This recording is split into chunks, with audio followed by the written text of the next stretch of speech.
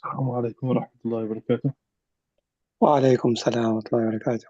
بسم الله. وعليكم السلام ورحمة الله وبركاته. بسم الله الرحمن الرحيم. ومثال العلة المعلومة بالسنة في قوله صلى الله عليه وسلم: ليس الوضوء على من نام قائما أو قاعدا أو راكعا أو ساجدا، إنما الوضوء على من نام مضطجعا، فإنه إذا نام مضطجعا استرخت مفاصله. Uh, so um, مفاصله. محاسن. مفاصله.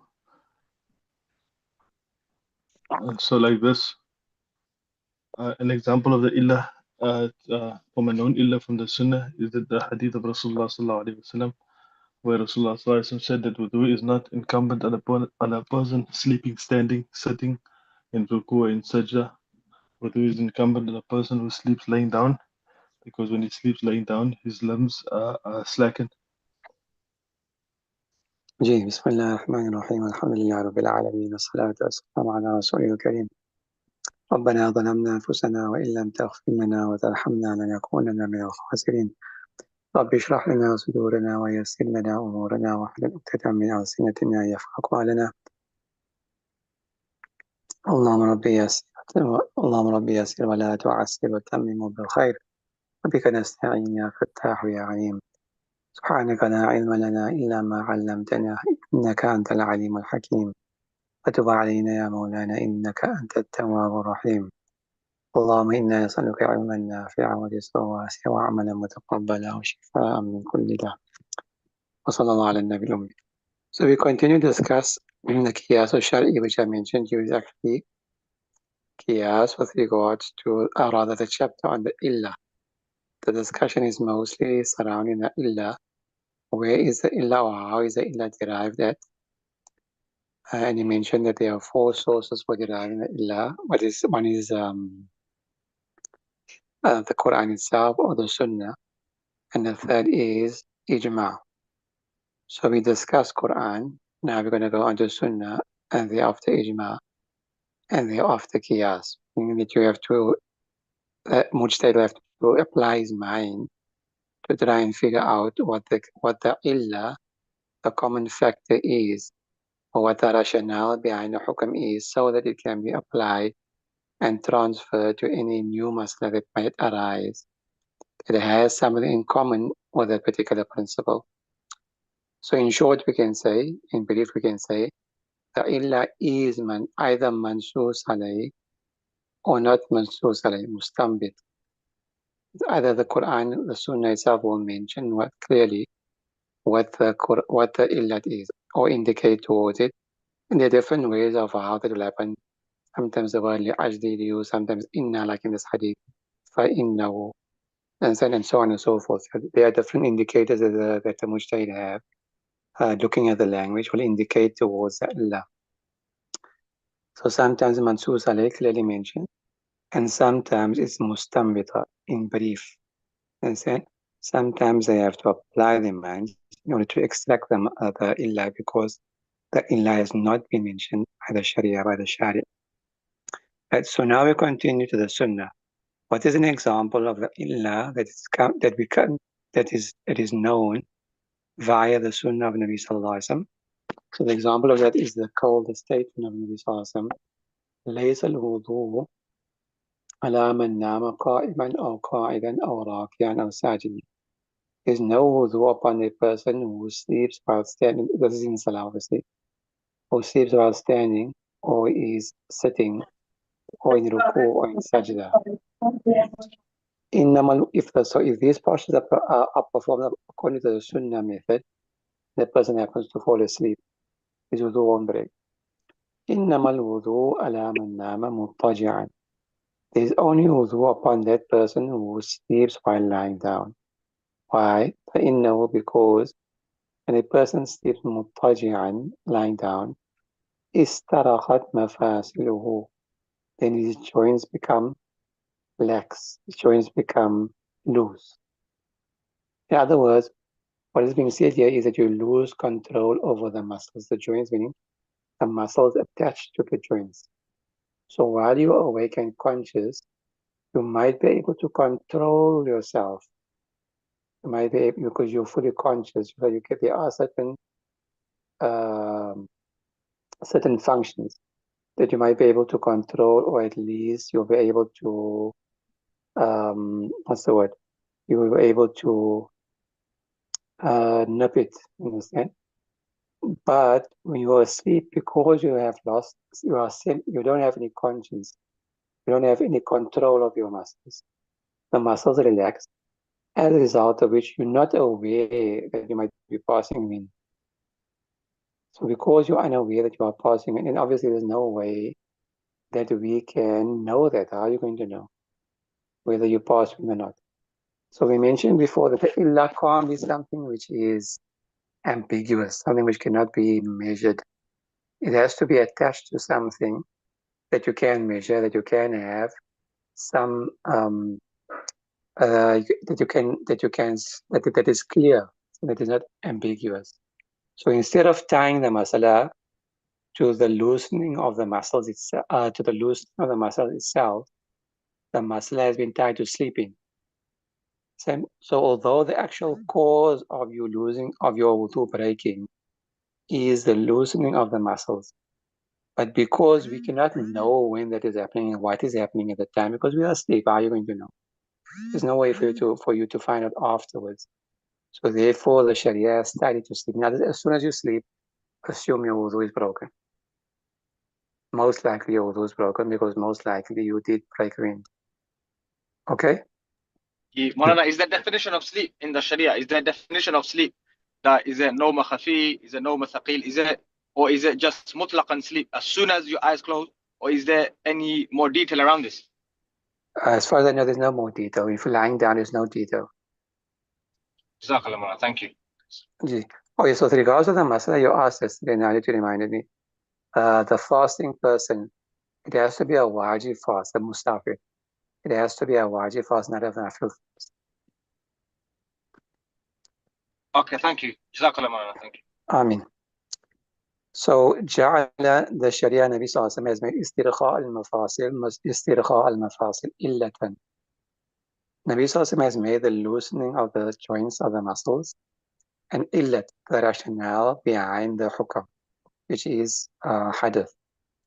فيتعدى الحكم بهذا الإلة إلى النوم مستندا أو متكئا إلى شيء لو أزيل عنه لسقط. So this hukam will also be applied or transferred because of the very same rationale, because of the very same illah, to someone who sleeps, for example, mustanidan, taking support from something, leaning against a wall, or muttakiyan, or leaning against something, leaning against a wall, a pillar, whatever. But you are leaning in such a way that if that thing has to be removed, you fall over. You are taking so much support from the thing. If it was to be removed, hypothetically, you would fall over, you fall into the ground. And then the uzila anula sakha, that had it been removed, this person will fall down onto the ground. So if you're taking so much support from something, which means your body is completely relaxed. Your muscles are not holding your body up in any way. Whatever you're taking support from, whatever you're leaning against is supporting your body. Understand? The muscles are completely relaxed. So if a person was to fall asleep in any such position, this is just an example, in any such position where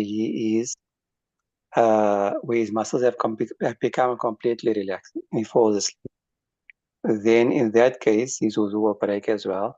This masala will be extended to such situations as well.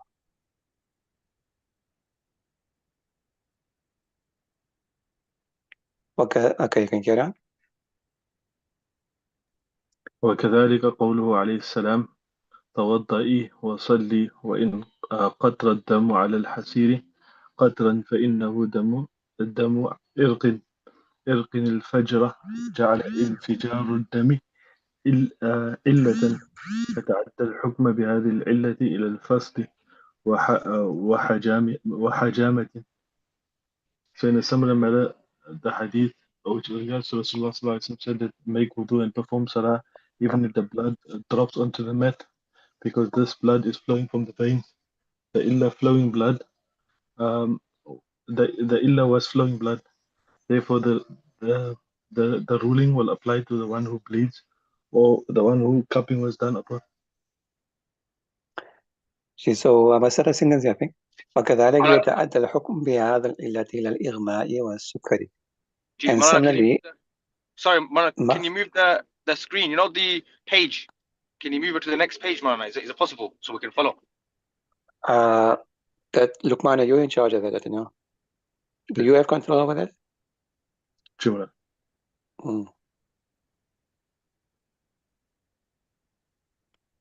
So وكذلك يتعدى الحكم بهذه العلة إلى الإغماء والسكري.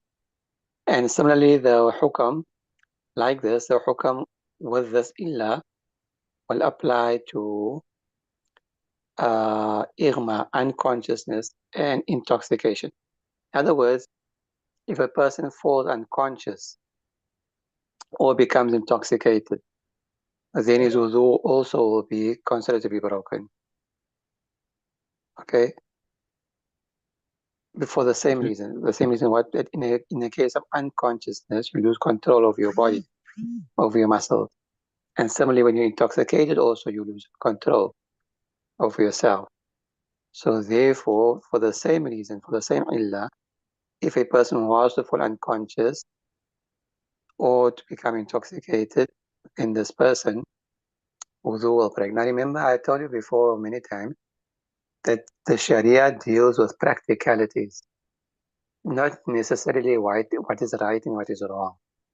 Meaning it's not just talking to good people, it's talking to all kinds of Muslims, whether they're good Muslims or not good Muslims.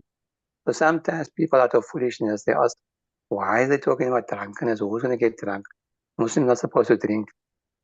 So unfortunately, the reality is that Muslims do drink and will drink. So they discuss masail sometimes. What if? What if a person gets drunk? What if a person commits an act of homosexuality?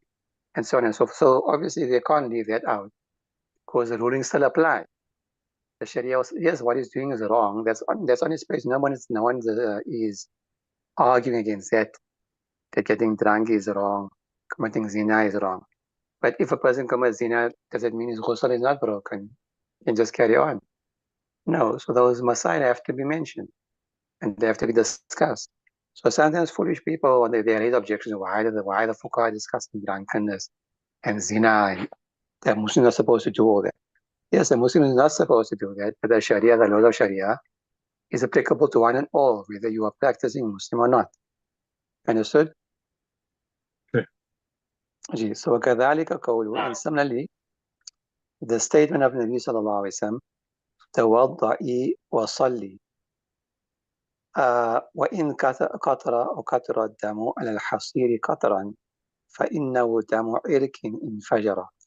So that's what happened was that a lady came to Nabi sallallahu alaihi wasallam to complain about the fact, I think it was Fatima binti Abi Jaysh radiallahu anha. She came to complain about the fact that discharge is not coming to an end, a monthly discharge is not coming to an end. So what should she do? So then Nabi Sallallahu told her that if it is out of if she was experiencing unusual discharge, understand, istihada. So Nabi Sallallahu explained to her that in that case you are a ma'azur, and the laws of a ma'azur, an excused person, will apply to you, meaning that even though you're getting discharged, you will still continue your ibadah with that excuse in place. It will not break your ibadah, it will not invalidate your wudu. So what is being explained here is that the discharge of istihada, irrespective of when it happens, and the discharge of hayd is not the same thing. The discharge of hayd is because of the womb cleaning itself out. Allah has created a system, like that, that if the lady's egg cells are not used in a particular cycle, once a month cycle, then the body gets rid of it. And it does so by excreting it out with the blood. on a monthly basis to keep the womb clean and to keep it healthy. So that is Damul Hayd. It comes from the womb itself. That was the natural system that Allah Ta'ala in His Qudrat has made. But istihada doesn't come from the womb. It comes from a vein which has either started bleeding or has opened and started bleeding. So it doesn't come from the womb. But rather it is some other kind of internal injury or whatever, because of which now it is coming out through the same passage. Okay? So that is what is being explained to her. Why? Because so she was told tawadda, make wudu like normal. وصلي and resala like normal. وإن كثرت in his wasliya, even though the blood may be dripping onto the straw mat, dripping continuously onto the straw mat, meaning the musalla that you are making salah on, even if the blood is coming out so much that it is dripping onto the musalla, you just carry on making your salah. Why? فَإِنَّهُ دَمُ إِرْكٌ إِنْفَجَرَ, because that discharge is actually the blood of a vein which is opened up, which is gushing. Okay? So this is the difference between istihada and hayd. Hayd comes from the womb. Istihada comes from somewhere else. It's another reason for it, another cause for it. جَعَلَ إِنْفَجْرَ الدَّمِ إِلَّةً. So Nabi Sallallahu Alaihi Wasallam made the gushing of the blood, the discharge of the blood, and illa the rationale behind the hukm, this particular hukm of the ma'adhur. فيتعدى الحكم بهذه الإلا إلى الفصل والحجامة. So this same hukm will be applied or be transferred to fast, which is bloodletting, and hijama, which is cupping. So will apply to cupping as well. So if a person did some bloodletting, which is where they, I don't think they do it much now. Maybe the Chinese still do it. They cut a vein, or they make they open up a vein in a specific way, and they allow a certain amount of blood to come out. Understand? For health purposes. Obviously, they do it in a special way, otherwise you'll bleed out. And same thing with hijama, which is cupping, right? Where the part of the body is cut, small cuts are made. That is drawn out first of all with suction, and then small cuts are made to draw the bad blood out of the body. So if that wound doesn't cease when it's supposed to, like it's supposed to, after the cupping or after the bloodletting, but it continues to bleed, it's not stopping, understand? It continues to bleed. That little blood coming out at the time doesn't want to stop. So then the same hukm will apply to that as well, because the same illa is in place. Understood? Yeah. Any questions so far? No, alhamdulillah, Jazakallah, understood. Right. Now we come to the third source of the illa, which is ijma. Sometimes we come to know of the illa via ijma, meaning because of the consensus of the ulama, they clearly state that this is where we have derived our consensus from, and this is the illa on which it is based. So we've derived this masala from this particular ayah or this particular hadith, and this is the illa that is in common.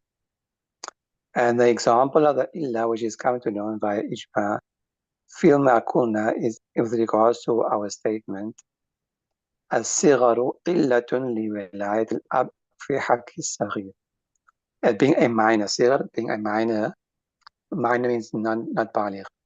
Being a minor is the illa, is the rationale for giving wilaya, authority, guardianship to the father with regards to the rights of the minor.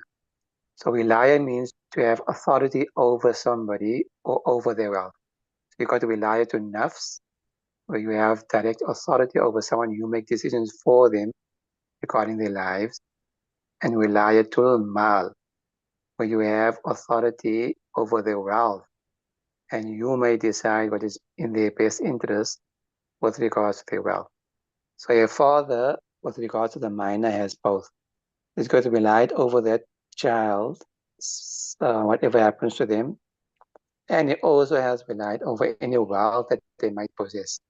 They inherited some wealth from the grandfather or passed away, Somebody gave him a gift of some money, uncle gave him ED, however they might have, but they've got some wealth. So the father or the guardian, if it's an orphan, has relied over the minor. Why? Because it's a minor. And again, the actual reason is what? That a minor is not mature mentally. So a minor is not mature mentally in order to decide properly what is in their best interest and what is not. With regards to wealth, it's easy for us to understand that one, easier for us to understand that sometimes the child might not even understand the concept of profit and loss. They might not understand the concept of winning and losing. So as a result, they might squander their money, or they might give away their money without realizing that they're incurring or bringing a loss to themselves. And they might not know how to invest the money so that it can grow. By the time they do become baligh, it will have grown double, triple, quadruple the amount, and so on and so forth. So in the same way with regards to themselves, also that a child, a minor, doesn't have the mental capacity to understand these things. And this is the same in the secular law, by the way. Secular law also has this. So that is why we've transferred that. Now there's no way for us to measure that. How do you measure someone's intelligence or lack of intelligence? Understand? So again, the illah here is not clear. So rather than making intelligence or akal itself, illah, the Sharia has made the age. And normally a minor is not intellectually mature. And normally when a person becomes baligh, they have some maturity of understanding. They have some understanding of profit, loss, winning and losing and so forth. Understood? Why? Because that is more easily measurable. That we can measure. Baligh and non-baligh, we can measure that. Intelligence we can't measure. We don't have any instrument to measure intelligence. Okay? And obviously everybody's intelligence differs, so how are you going to decide that? So but that's the actual reason. That's the actual illah, the lack of maturity or understanding. Anyway, so the father has wilayat. Why I'm explaining that over and over is because I'm trying to go back to that point we made last week. That one of the conditions of the illah is it must be measurable. You must be able to measure it, because the illah is something which is abstract. It's not something which has a body that you can feel, touch, or whatever. And so it's not something which is real in real life for the body. And so it is abstract. So because it is abstract, it has to be as clear as possible so that you can measure it, so that you can apply it when it needs to be applied. Otherwise, it's going to be an abstract thing like intelligence. How do you measure intelligence? In the previous hadith, how do you measure, or how do you know when the muscles have become loosened? You don't know. At what point in your sleep do your muscles loosen and become relaxed? There's no way to measure that. You understand? So because of that, I keep on mentioning this point, that the illah must be something that we can measure, that we can have a grip on, because of the fact that it is a concept, it is an abstract thing. Anyway, فيثبت الحكم في حق الصغيرة لوجود الإلا. So that is with regards to a male child. So in the same way, the hukm will also be established for the father in the rights of a female child, a female minor, لوجود الإلا, because of the existence of the very same illah. So the original ijma was upon a boy, but it will also apply to the opposite gender as well, a girl as well, because they are the same. In regards to that, they are the same. There's no difference between boy and girl. And the illat is the same, wilayat is the same, also in both boy and girl is the same. وَالْبُلُوغ عَنْ أَكْلٍ إِلَّةٌ لِزَوَالِ وِلَايَةِ الْأَبْ. Now the opposite of that as well will apply. That reaching the age of majority, baligh, to become baligh, reaching the age of majority, and aklin, while they have also matured mentally as well, illatun li zawali wilayat al-ab, will become the illah, the rationale for the removal of this authority. The once a child becomes baligh, then the father no longer has this authority over the child, over themselves and over their wealth. Understood, Moulana. Jazakallah, Moulana. You understood that? Sure. Okay, لوجود وبلوغ الأقل إلة لزواج ولاية الأب في حق الغلام فيتعدى الحكم إلى الجارية بهذه الإلة. So in the same way, this will also apply to a female child. And once a female child becomes baligh, the father also won't have any right any longer, any authority any longer over that female child, her life decisions, and her monetary decisions. Okay, وانفجار الدم علة الانتقاض للطهارة في حق المستحاضة فيتعدى الحكم إلى غيرها بوجود العلة.